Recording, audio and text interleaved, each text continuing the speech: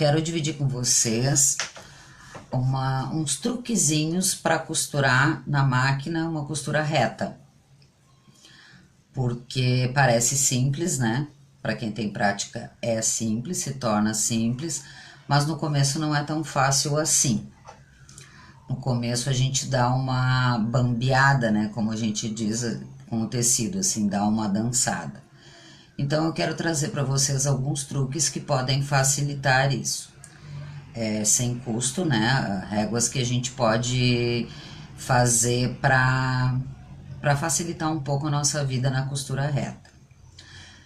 Antes de virar e mostrar ali a máquina para vocês, essas réguas, eu quero comentar que para que a costura saia reta, né, não é só costurar reto, né? Não é só isso. A máquina é só um objeto mecânico que exerce uma função que a gente manda, né? Que executa aquela função. Então, antes de ir para a máquina, quanto mais reto tiver o corte, quanto mais reto tiver a dobra, quanto mais alinhado estiver o tecido, né? No caso de lavado e passado, isso sim é o que vai fazer a facilitação para costurar reto, tá? Antes de ir para a máquina, o melhor é que as coisas estejam sempre alinhadas e revisadas para facilitar, tá? Mas tem umas dicas que podem nos ajudar. Ó, gente, então, às vezes quando a gente vai costurar, né, com uma peça maior, aqui eu peguei uma peça pequenininha, né? Nem sempre a gente tem essa estabilidade aqui, né, de conseguir costurar reto, manter reto. Então, o que acontece? Normalmente quando a pessoa tem medo disso, ela acaba segurando, tá? Ou puxando, né, tentando segurar aqui, ó, para que ela fique o mais reta possível. E isso é o que a gente não deve fazer. A mão deve ficar livre, né? Porque a máquina tem um mecanismo, né? A gente sabe que ela tem uns dentinhos aqui embaixo da agulha e ela tem uma velocidade constante para puxar o tecido.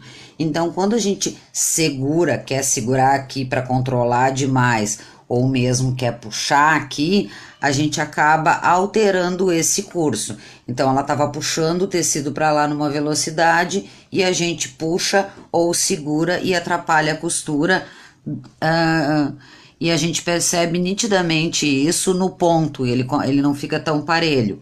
É porque a gente tira ela daquela velocidade que ela tava. Gente, então assim, o que eu quero dizer para vocês, ó? Toda a barra da agulha, né, que é essa peça aqui, que é chamada de chapa da agulha, ela vem com uma numeração, tá? Eu vou tirar a sapatilha aqui só para vocês poderem visualizar ali de pertinho, ó.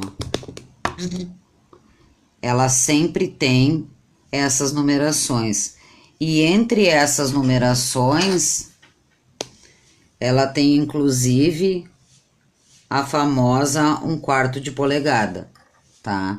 Então, na barra da agulha, existe réguas pra gente costurar.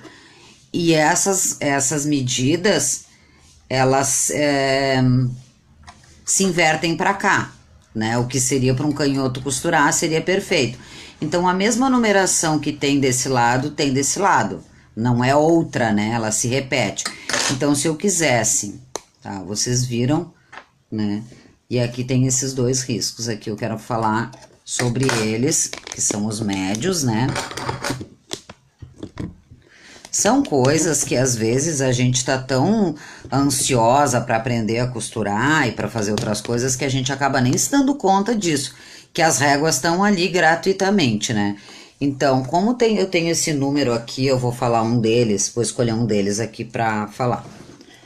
Ó, eu vou costurar aqui, por exemplo, ó, deixa eu botar a minha sapata de novo, né, o meu calcador.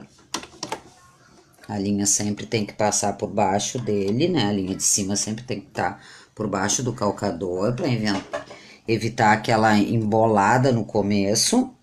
é o calcador é que dá essa sustentação. Então, se eu quiser fazer 3/8 aqui de bainha, vou fazer essa medida aqui, 3/8, ó.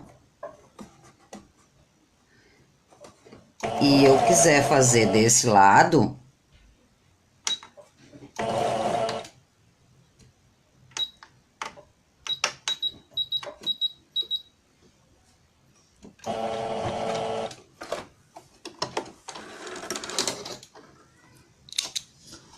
ou usar essa mesma medida do outro lado, porque às vezes tem umas coisas que a gente precisa fazer, né? E marcar os 3/8 do outro lado, ela vai ficar exatamente no mesmo lugar, tá? Então, essas medidas são para os dois lados da mesma bainha. São medidas que são feitas pra gente